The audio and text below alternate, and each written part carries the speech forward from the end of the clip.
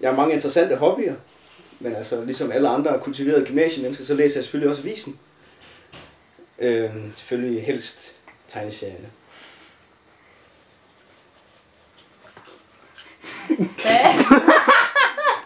Jeg troede bare, det var det, jeg skulle sige. Jo, det er fint nok.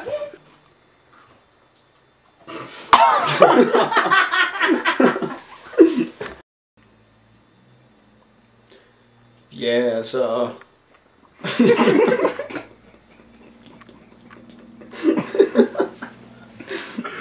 Ej, fuck.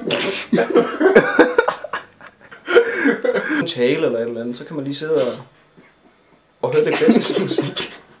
Jeg elsker brætspil. Ja.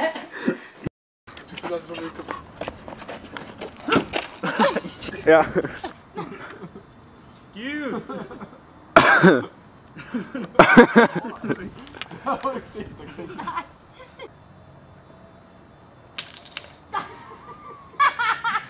Hello, man.